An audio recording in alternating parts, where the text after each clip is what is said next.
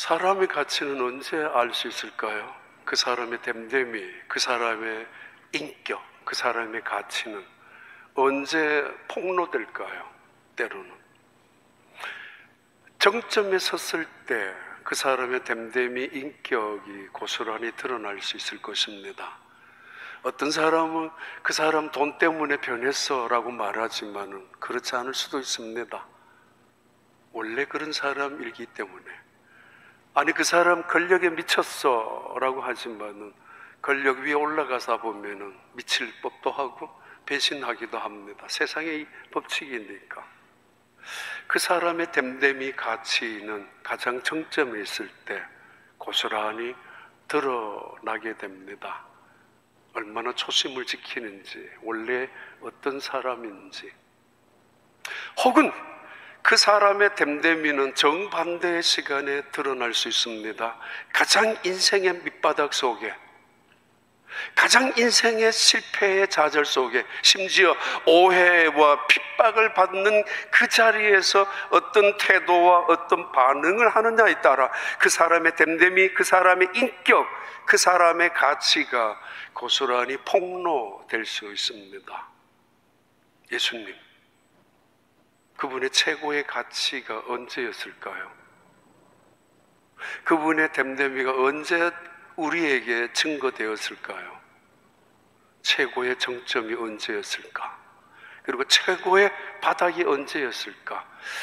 두 사건을 통해서 동일하게 예수님은 예수님 되심, 메시아 되심, 하나님의 아들 되심을 고스란히 우리에게 증언 그리고 보여주셨습니다. 그 중에 하나 사건입니다. 어린아이가 가지고 온 보리떡 5개와 물고기 2마리, 그걸로 저녁 늦게까지 말씀을 듣고 있었던 사람들, 남자가 5,000명이었으니까 적어도 10,000명 가까이는 체하 될 수 있었던 그 사람들을 먹이고 난 다음, 그 기적을 보고 난 다음, 그 순간 예수님은 그분의 사역 중에서 최고의 정점을 이루었던 순간 사건이기도 합니다. 그때 있었던 수많은 사람들이 예수님에게 찾아와서 당신이 임금이 되어야 합니다, 당신만이 임금이 되어서 이 나라를 회복시켜야 된다라고. 그 순간 예수님은 산으로 피신합니다. 수십 명이, 수백 명이 따라다니면서 부추기고 있고, 때로는 설득하고 있고, 때로는 협박도 했을 겁니다. 당신이 정말 이 나라를 사랑한다면은 지금이라고, 임금이 되라고.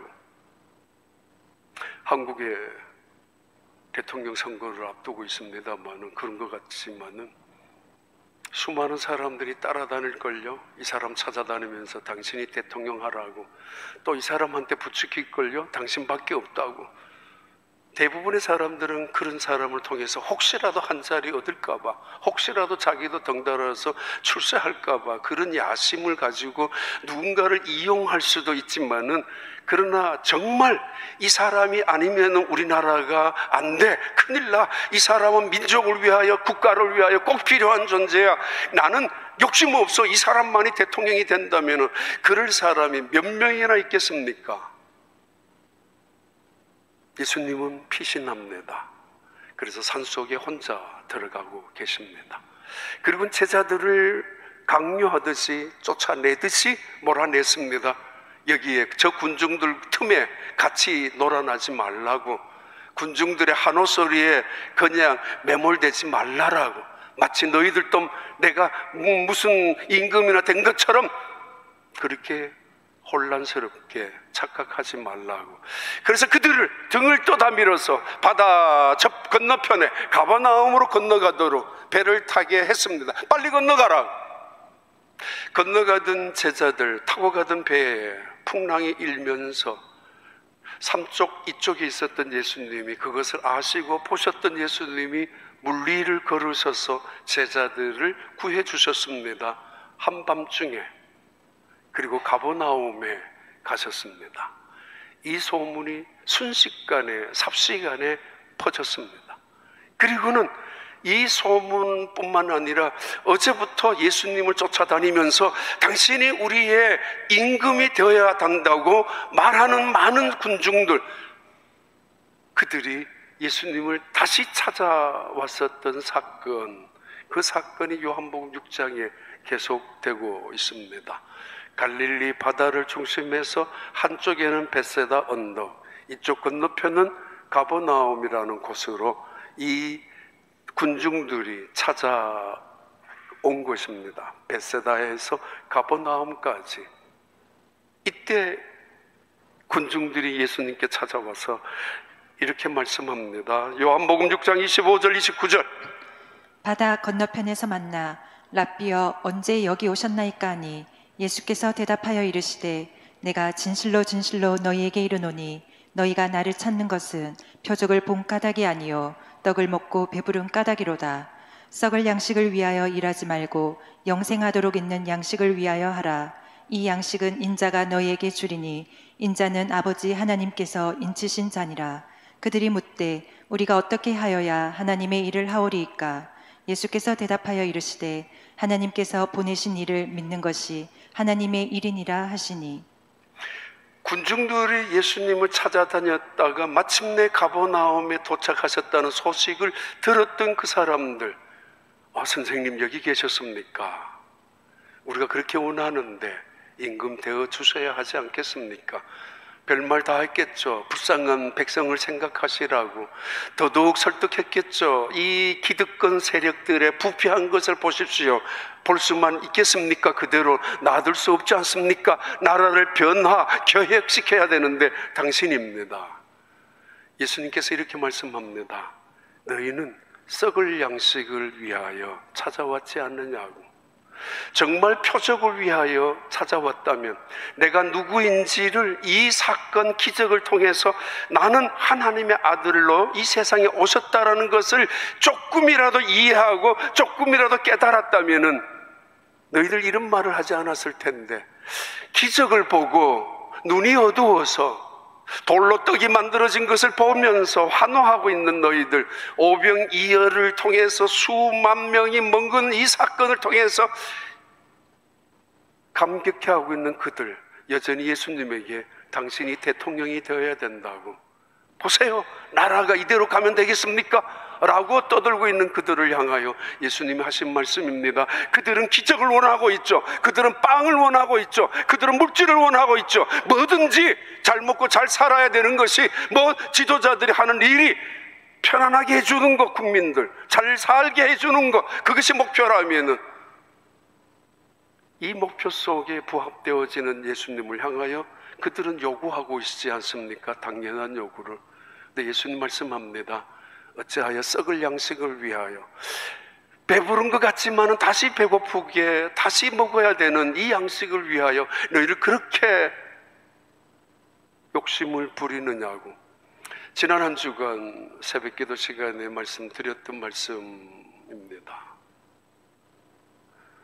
너무 배고프다고 이 사람 저 사람 던져주시는 음식에 눈 흘기면서 군침 삼기면서 받아 먹지 마십시오.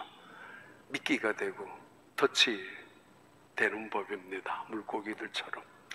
때로는 남의 것까지 뺏어가려고, 내 것이라고 움켜잡으려고, 삼키려고 하지 마십시오. 아니 그래도 먹는 것이 식후경이라고 금강산도, 아니 목구멍이 포도청이라고 때로는 뭐니 해도 먹어야 사는 거 아니냐, 다 먹자고 하는 짓 아니냐라는 이야기로 먹는 것이 우선인 것 같고 먹고 살기 위해서 열심으로 살아가는 것 같지만은, 그러나 썩을 양식을 위하는 인생 아닙니까? 이것이 없어도 된다는 이야기가 아니라, 안 먹어도 된다는 이야기가 아니라, 우선적으로 너희들이 그렇다면 필요한 우선적인 것이 무엇인 줄 아느냐? 그리고 너희들의 육체를 위하여 떡이 필요하듯이 영혼을 위하여 필요한 것이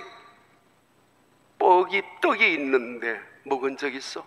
너희의 영혼은 피폐해지고 너희의 영혼들은 메말라지고 있는데도 불구하고 떡을 영혼을 위한 양식은 구하지도 못한 채로 이 세상에 떡에 대해서 군침을 흘리고 살아가는, 욕심을 품고 살아가는 그들을 향하여, 오늘 또 기적을 요구하고 있는 그들을 향하여 예수님께 나온 그 성도들, 교회를 나오는 성도들, 기적을 달라고, 물질을 달라고, 부자 되게 하려고 그 꿈을 갖고 나온 사람들, 나쁜 건 아닙니다만은 예수님께서 어찌하여 영혼을 위한 양식은 구하지 않느냐라고. 하나님의 일은 내가 너희들에게 와서 떡을 만들어서 주는 것이 아니라 너희들이 나를 믿는 것이야. 내가 예수라는 사실을, 내가 하나님의 아들인 것을, 내가 이 세상에 메시아로 온 것을 너희들이 믿는 것이 하나님이 하시는 일이고 너희들이 하는 일이어야 된다라고. 그래서 그 유명한 자기 계시 말씀을 35절에 하십니다. 예수께서 이르시되 나는 생명의 떡이니 내게 오는 자는 결코 줄이지 아니할 터이요 나를 믿는 자는 영원히 목마르지 아니하리라. 예, 나는 생명의 떡이다. 너무 세상에 쫓아가지 마십시오. 이익을 쫓아서 사는 사람들 한 푼이라도, 이권을 쫓아서 혈안이 되어 있는 사람들 조금이라도 비집고 들어가서 다 망하는 것이지 않습니까? 말씀합니다. 썩는 것이라고. 말씀을 쫓아 살아가는 것, 말씀 붙잡고 살아가는 것, 그것이 내 인생의 목표가 되고 그것이 내 인생의 삶의 방향이 되고 그 말씀이 내 삶을 살아가는 지혜가 될 때 그것만한 축복이 어디에 있습니까? 예수님 그 말씀을 하고 계십니다. 그런데 예수님이 이렇게 말씀하십니다. 봐라, 내가 하늘에서 내려온 생명의 떡이야. 아니 뭐야? 저 예수님은 갈릴리 나사렛 동네에 요셉의 아들 아니야? 어머니가 마리아인데 아니 자기가 하늘로부터 내려왔다고? 무슨 가짜 헛소리야. 너희들 조상들은 광야에서 만나를 먹었어도 죽었지. 그러나 내가 주는 생명은, 내가 주는 떡을 먹는 자는 영원히 죽지 않을 것이라고. 아니 이건 무슨 말이야 도대체? 이건 훨씬 더 충격적인 이야기입니다. 조상들이 하늘에서 내려온 만나를 먹었지만은 죽었어요. 그러나 내가 주는 떡을 먹는 사람은 영원히 죽지 않을 것이며 목마르지 않을 것이라고 예수님이 다시 그 군중을 향하여 말씀합니다. 기적보다가는 나를 믿으라고, 내가 주는 것을 먹으라고. 그리고는 결정적으로, 자 이제 내 살을 줄 테니까 먹을래? 아니 먹어봐. 내 살을 먹으라. 내 피를 너희들에게 흘려줄 텐데 내 피를 마시라고. 깜짝 놀랍니다. 이단 종교들이 가끔씩 미래 종교에서 은밀한 예식으로 이루어지는, 사교 집단에서 자기들끼리 하는 비밀 암호를 가지고 행해지는 그런 은밀한 이야기들 같이 느껴져서 이들은 아니 저 예수님이 도대체 누구야? 무슨 말이야? 살을 먹으라고? 우리가 식인종인가? 피를 마시라고? 우리가 어떤 짐승 같은 존재란 말이야? 싫다라고, 말도 안 된다라고 떠나가기 시작했었던 그때, 사실은 그분의 사역 속에는 최고의 절정의 순간이었습니다. 당신이 대통령이라고. 그러나 나는 아닙니다. 나는 빵을 주기 위해서 온 것이 아니라 말씀을 주기 위해서 온 것입니다. 이렇게 시작한 오늘 본문의 말씀인데 요한복음 6장 55절 57절 봐요. 내 살은 참된 양식이요 내 피는 참된 음료로다. 내 살을 먹고 내 피를 마시는 자는 내 안에 거하고 나도 그의 안에 거하나니 살아계신 아버지께서 나를 보내심에 내가 아버지로 말미암아 사는 것 같이 나를 먹는 그 사람도 나로 말미암아 살리라. 오늘 성찬식을 행합니다. 의뢰의 개신교는 지금까지 종료주의를 기해서 고난주간을 앞둔 종료주의를 통해서 늘 성찬식을 행해오는 것이 전례이고, 그리고 그 유명한 두 가지 예전, 천주교에는 7가지지만 우리 개신교는 2가지 예전, 하나는 성찬식이고 하나는 세례식입니다. 지난 2000년 동안 이 의식을, 이 사역을, 예전을 행해 오고 있습니다. 무슨 뜻일까요?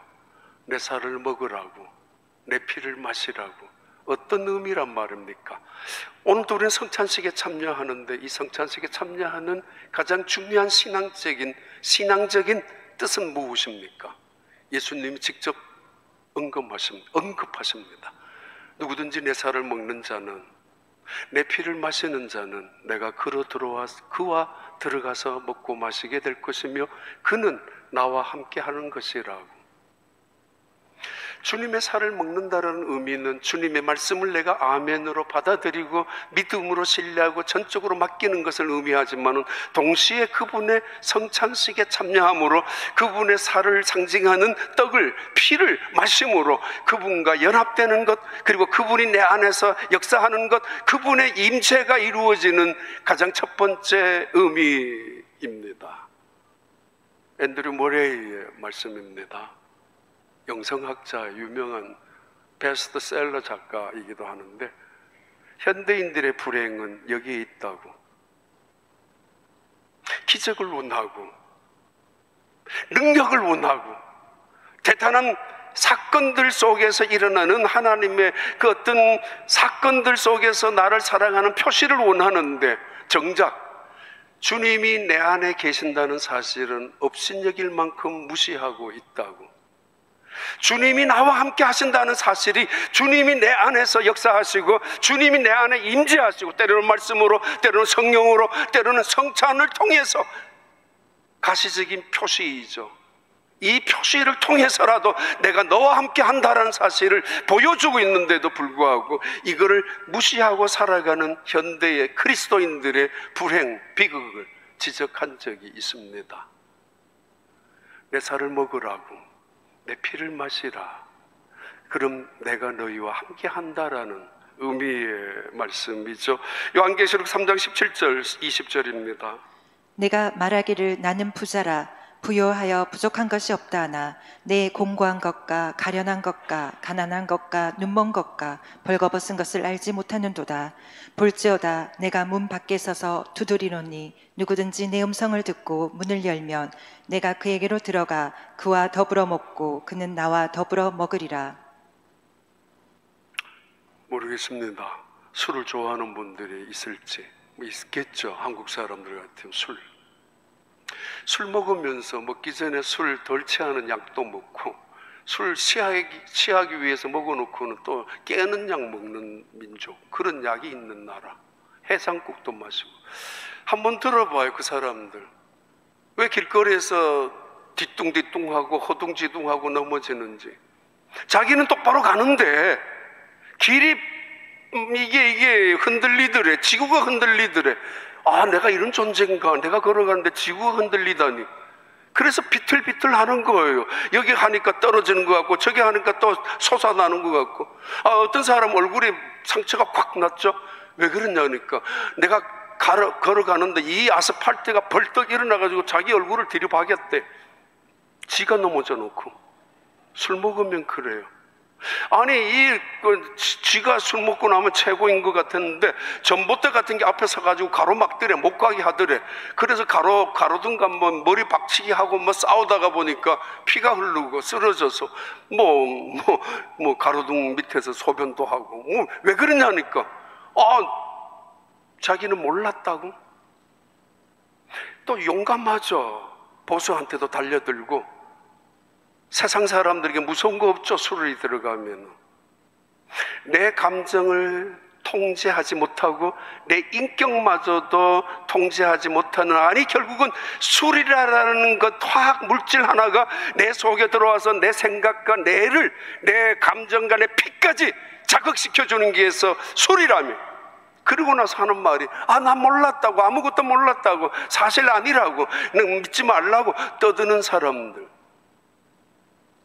내가 너희 속에 말씀으로, 성령으로, 직접 가시적인 표시로, 떡으로 너희와 함께 할 거야. 어찌 술보다 못하시겠습니까? 아니, 물로 포도주를 만드신 예수님께서 그 빵, 떡 한 조각으로 오셨지만은 그것이 생명으로, 그것이 하나님의 은혜로, 하나님의 능력으로 변화시킬 수 있는 지혜가 없겠습니까? 예수님의 증언입니다. 볼지어다 내가 너희들의 문 밖에서 두들기고 있으니 제발 문 좀 열어줄래? 내가 들어가서 너희와 함께 먹고 마시고 싶어.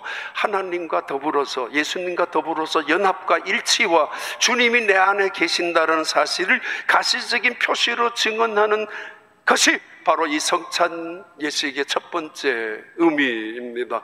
두 번째 의미는 요한복음 6장 53절 54절. 예수께서 이르시되 내가 진실로 진실로 너희에게 이르노니 인자의 살을 먹지 아니하고 인자의 피를 마시지 아니하면 너희 속에 생명이 없느니라. 내 살을 먹고 내 피를 마시는 자는 영생을 가졌고 마지막 날에 내가 그를 다시 살리리니.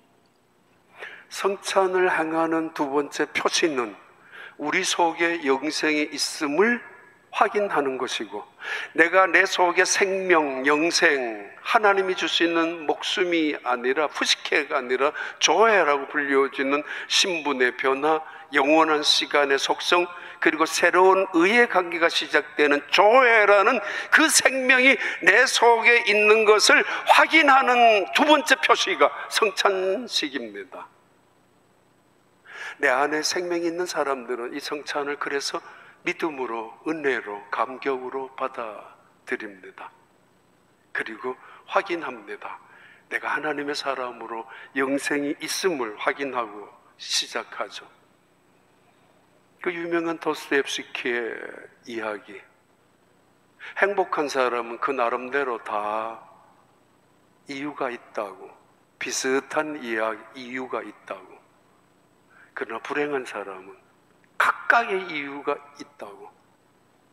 그와 마찬가지로 하나님 가까이 다가가는 사람들은 비슷한 이유죠.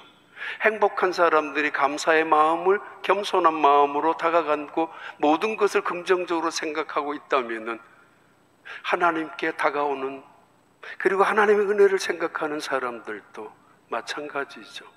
겸손.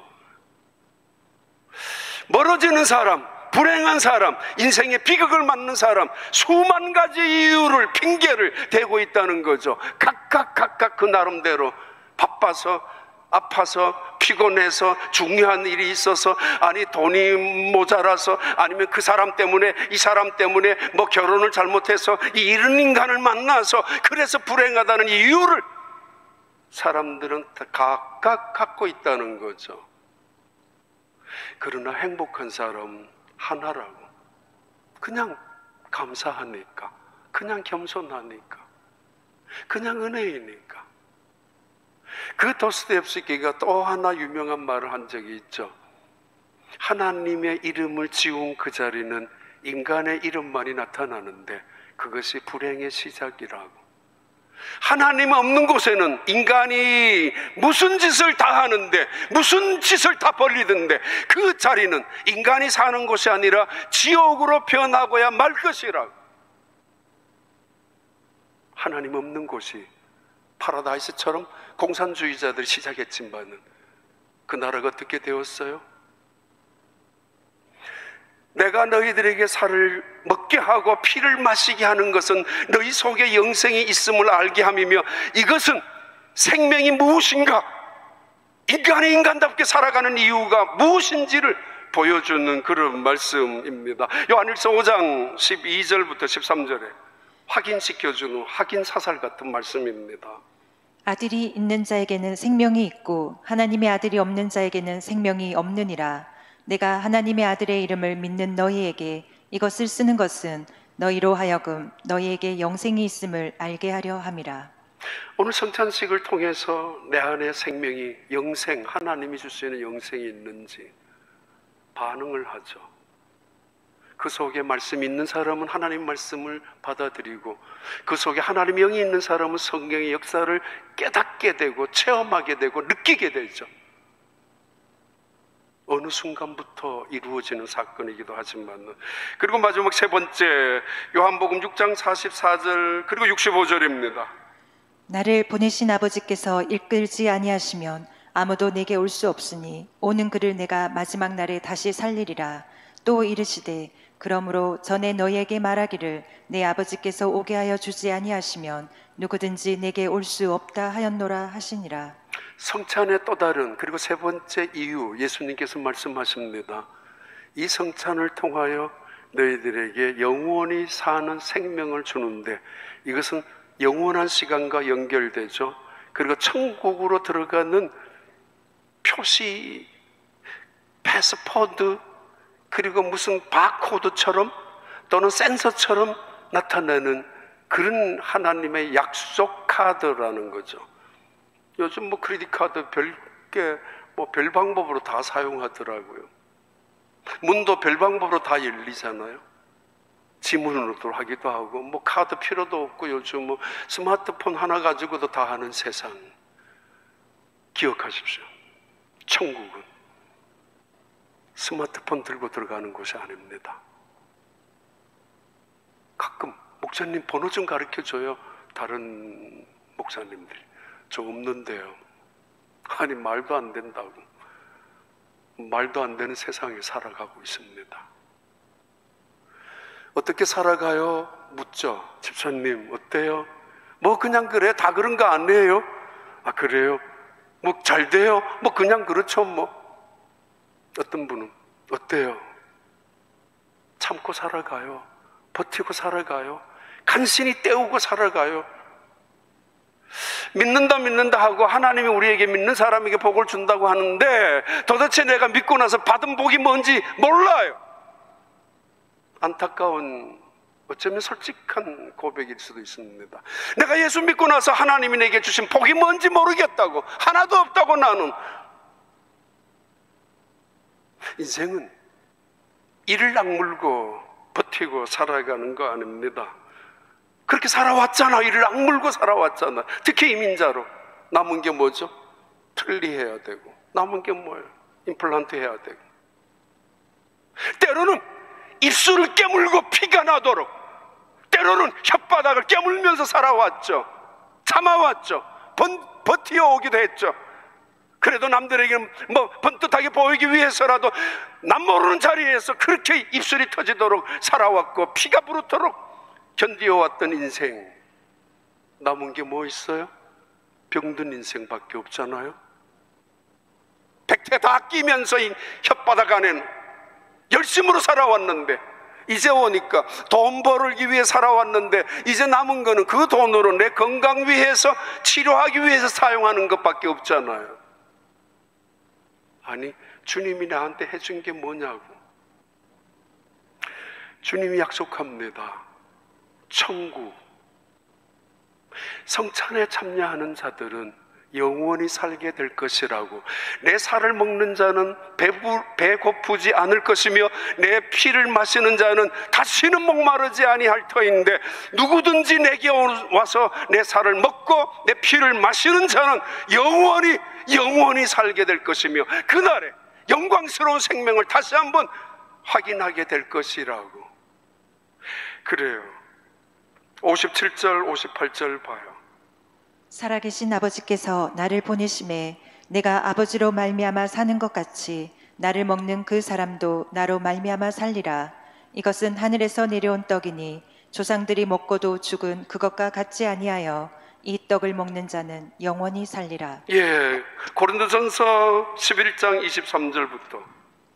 내가 너희에게 전한 것은 주께 받은 것이니 곧 주 예수께서 잡히시던 밤에 떡을 가지사 축사하시고 떼어 이르시되, 이것은 너희를 위하는 내 몸이니 이것을 행하여 나를 기념하라 하시고, 식후에 또한 그와 같이 잔을 가지시고 이르시되, 이 잔은 내 피로 세운 새 언약이니 이것을 행하여 마실 때마다 나를 기념하라 하였으니, 너희가 이 떡을 먹으며 이 잔을 마실 때마다 주의 죽으심을 그가 오실 때까지 전하는 그것이라.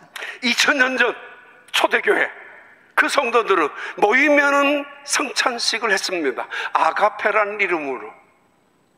그래서 그들은 이 아가페 성찬을 통해서 그 단합, 그 외로움, 그 불안, 죽음의 위협 앞에서도 이길 수 있었습니다. 주님이 나와 함께 한다는 사실을, 그리고 영원한 영생을, 그리고 다시 하나님의 나라에 갈 수 있다는 소망을 가지면서 그 주님이 십자가의 죽으심을 통하여 살을 떼고 그 죽으심을 인하여 피를 마시게 된다는 사실 앞에서 그들은 다시 부활한다라는 영생의 소망을 갖고 있었습니다. 그래서 그들은 예배 때마다, 모일 때마다 성찬을 통하여 감격해 했었고, 성찬을 통하여 힘을 얻었고, 성찬의 예식을 통하여 하나님의 영광을 바라보았습니다. 심지어 세상에서 저 사람들은 아이들을 잡아먹는데, 저 사람들은 말도 안 돼, 살을 먹는데, 피를 마신데, 짐승도 안 하는 짓들을 하고 있는 것 같아, 말도 안 돼 라고 하는 오해를 받을지언정, 오히려 그들은 그 예수님 말씀하셨듯이 내 살을 먹으라고, 먹는 자는 영원히 살리라고 그 약속을 붙잡고 죽음 앞에서, 탄압 앞에서, 위협 앞에서도 의연히 찬양하며 하나님 앞으로 나아갔던 사람들입니다. 사도 바울이 고린도 교회를 향하여 말합니다. 이런 성찬식을 너희들은 파당을 만들고 있구나, 너희들은 잘못 행하고 있구나, 너희들은 거짓으로 형식으로 때우고 있다라고.